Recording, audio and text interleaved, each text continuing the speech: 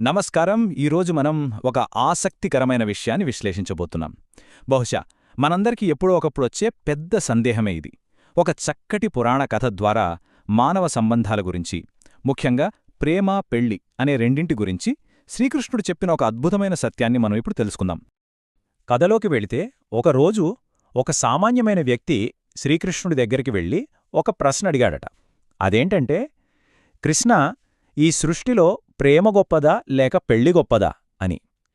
నిజంగా చెప్పాలంటే మానవ చరిత్రలో ఇంతకంటే ఎక్కువగా చర్చించుకున్న ప్రశ్న బహుశా మరొకటుండదేమో కదా. అవును, ప్రేమ గొప్పదా లేక పెళ్ళా? సరే, ఈ ప్రశ్నకు కృష్ణుడు ఏమని సమాధానమిచ్చాడో ఇప్పుడు చూద్దాం.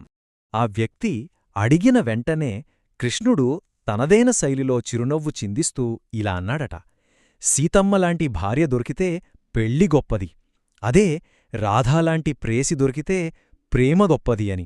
ఎంత అద్భుతంగా చెప్పాడంటే, గొప్పదనమనేది ఆ పదాల్లోనో ఆ బంధంలోనో లేదు, మనతో పాటు నడిచే ఆ మనిషిలో, ఆ తోడులో ఉంటుందని ఇట్టే అర్థమైపోతుంది.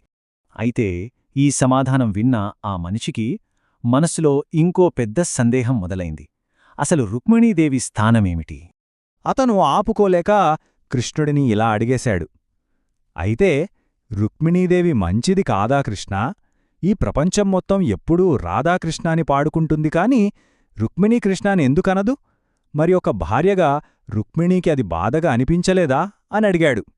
మనకి కూడా ఎప్పుడూ ఇలాగే అనిపిస్తుంటుంది కదా. సమాజం కూడా సరిగ్గా ఇదే కోణంలో చూస్తుంది. రాధ ప్రేమ, రుక్మిణి బాధ్యత, ఈ రెండిటికీ మధ్య ఉన్న ఆ చాలా చిన్న కాని లోపైన వ్యత్యాసాన్ని కృష్ణుడు ఇప్పుడు ఎలా వివరిస్తాగో గమనించండి. కృష్ణుడు చాలా ప్రశాంతంగా నవ్వి ఇలా చెప్పాడట: రాధా నా ప్రేమ, కాని రుక్మిణి నా జీవితం. చూడండి, ఈ ఒక్క వాక్యంలో ఎంత అర్థం దాగి ఉందో. ఒకరు తన మనసుకు సంబంధించిన అనుభూతి అయితే, మరొకరు తన అస్తిత్వానికే ఆధారం అని కృష్ణుడు స్పష్టంగా చెప్పేశాడు. దీని అసలు అర్థం ఏమిటంటే, రాధ నన్ను మనసుతో ప్రేమించింది, కాని రుక్మిణి నన్ను బాధ్యతతో అర్థం చేసుకుంది. అవును, ప్రేమ మనసుకు ఎంతో ఆనందాన్నిస్తుంది, కాని ఒక పెళ్లి అనేది జీవితానికి అసలైన అర్థాన్ని నేర్పిస్తోంది. దీన్ని కృష్ణుడు ఇంకాస్త వివరిస్తూ, రాధా నా హృదయంలో ఉంది, కాని రుక్మిణి నా ప్రతి శ్వాసలో ఉంది అంటారు. ఒకరు నన్ను పొందాలని కోరుకున్నారు, మరొకరు నన్ను కోల్పోయినా సరే నా సంతోషమే ముఖ్యమని కోరుకున్నారు. ఒకరిని సొంతం చేసుకోవాలనే కోరికకు, అలాగే నిస్వార్థంగా వాళ్ల ఆనందాన్ని కోరుకోవడానికి మధ్య ఉన్న అతిపెద్ద వ్యత్యాసం ఇదే.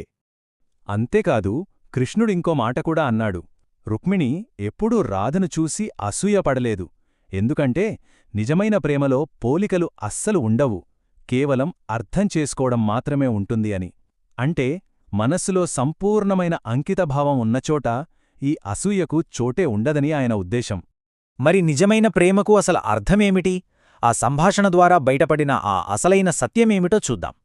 ఆ మాటలన్నీ విన్నా వ్యక్తి తనలో తాను తెలుసుకుని తలవంచి ఇలా అన్నాడు: నిజమే కృష్ణ, ప్రేమలో స్వార్థం ఉండొచ్చు, కాని ఈ జీవితాన్ని చివరిదాకా నిలబెట్టేది మాత్రం అర్థం చేసుకునే ఆ మనసే అని. అతనికి కృష్ణుడి తత్వం పూర్తిగా బోధపడింది. సరిగ్గా చెప్పాలంటే అదే ఈ కథలోని అసలైన నీతి. ప్రేమ చాలా అందమైనది, అందులో ఎలాంటి సందేహం లేదు. అలాగే పెళ్లి అనేది ఒక బాధ్యత, కాని ఈ రెండిటికీ ప్రాణం పోసేది ఆ అర్థం చేసుకునే హృదయం మాత్రమే. అది లేకపోతే ఏ బంధమైనా సరే ఎక్కువ కాలం నిలవదు. దీన్నంతటిని బట్టి మనందరం ఆలోచించాల్సిన ఒక ముఖ్యమైన విషయముంది. ఈనాటి మన ఆధునిక బంధాలలో మనం ఎదుటివారిని నిజంగానే అర్థం చేసుకుంటున్నామా? లేదా వాళ్లను కేవలం మన సొంతం చేసుకోవడానికి మాత్రమే ప్రాధాన్యత ఇస్తున్నామా? ఒక్కసారి ఆలోచించండి. బంధాలను నిలబెట్టే ఆ అర్థం చేసుకునే హృదయాన్ని మనందరం పెంపొందించుకుందాం.